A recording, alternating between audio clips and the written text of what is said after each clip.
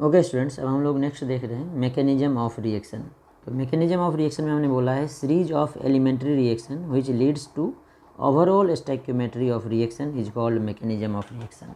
मतलब जो हमारा कॉम्प्लेक्स रिएक्शन है वो एक स्टेप में नहीं होता है। उस स्टेप कॉम्प्लेक्स रिएक्शन को कंप्लीट करने के लिए हमें जितने एलिमेंट्री रिएक्शन चाहिए, जितने स्टेप्स चाहिए, उस स्टेप का जो सीरीज होगा that is known as mechanism of reaction. जैसे हमारे पास रिएक्शन मान लेते हैं एग्जांपल के लिए 2H2O2 gives 2H2O plus O2 है। तो इसमें ये एक स्टेप में नहीं होता है। फर्स्ट स्टेप में क्या होता है, जो ये H2O2 है ये H2O प्लस नेसेंट ऑक्सीजन देता है फर्स्ट स्टेप में।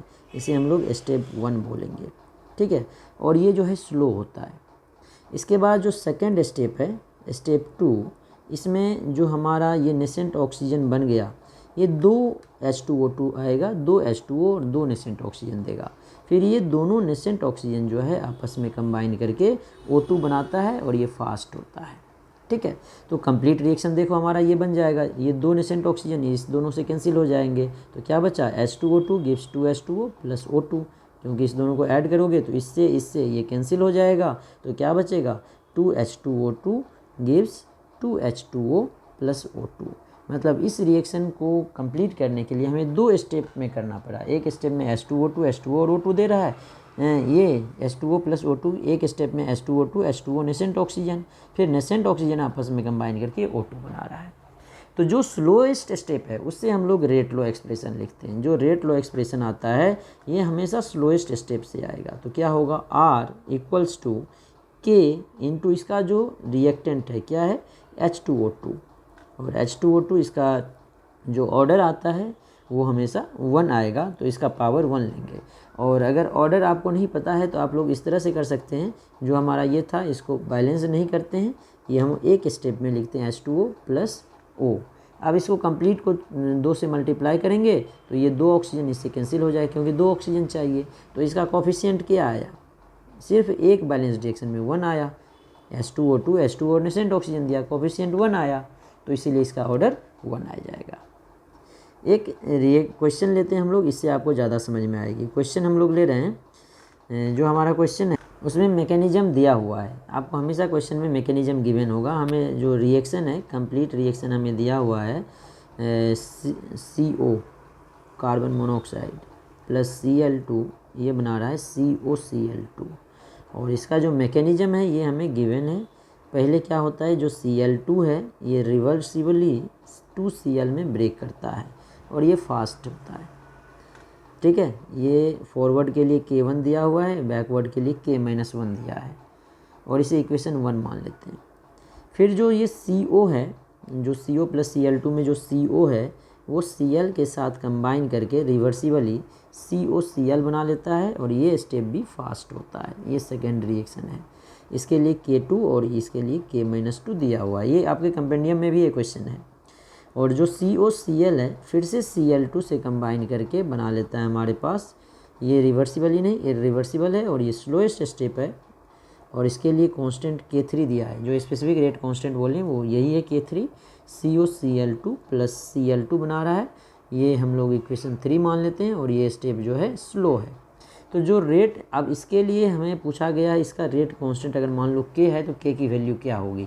ये तीनों स्टेप से ये रिएक्शन आ रहा है, तो इस तीनों स्टेप से हम लोग निकालेंगे। तो हम लोग रेट लॉ एक्सप्रेशन सबसे पहले लिखेंगे, RLE। रेट लॉ एक्सप्रेशन हमारा क्या आएगा, R इक्वल्स टू K3 है इसके लिए, COCl इंटू Cl2, यही आएगा हमारा रेट लॉ एक्सप्रेशन। और जो हमें रिएक्शन है वो हमें क्या लाना है, हमें रिएक्शन क्या लेना है, COCl2।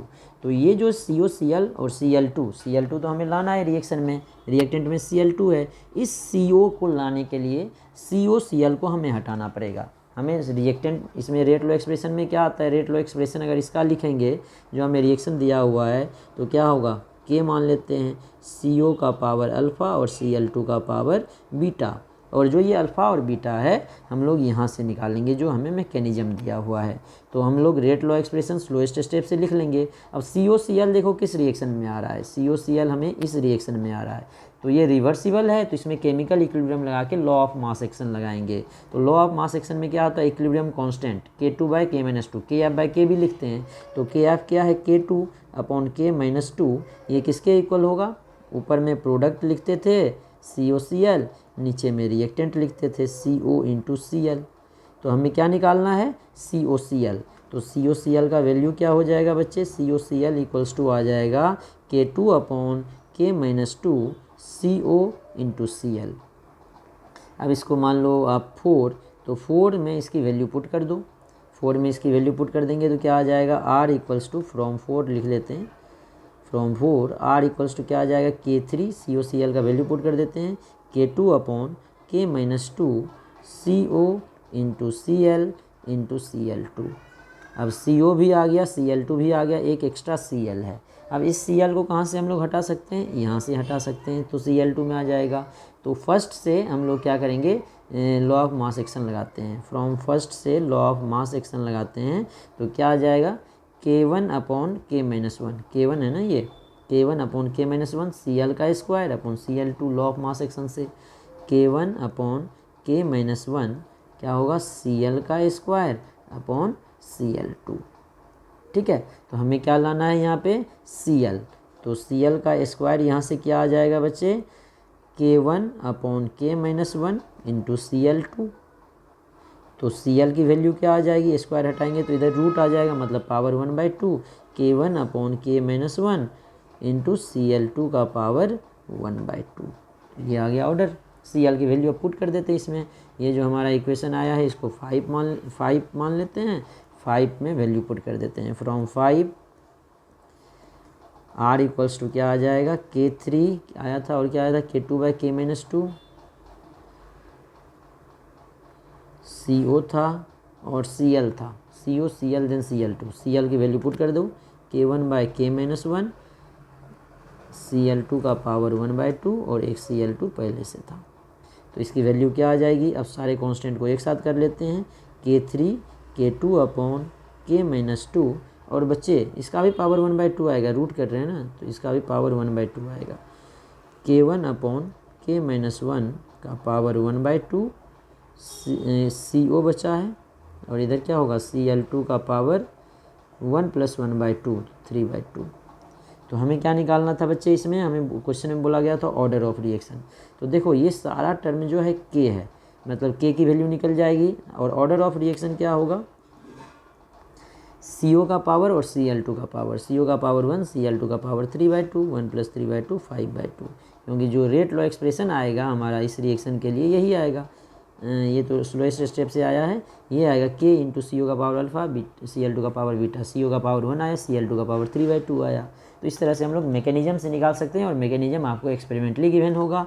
और K के जगह पे क्या आया, तो देखो K की जगह पे हमारा क्या आया है, K इक्वल्स टू क्या आया है बच्चे, K3 K2 K1 का पावर 1/2 डिवाइडेड बाय K-2 और K-1 का पावर 1/2। तो इस तरह से हम लोग क्वेश्चन को सॉल्व कर पाएंगे। अब इसके बाद हमने आपके PDF में 2 क्वेश्चन दिया है, इसे आप लोग खुद से ट्राई करना।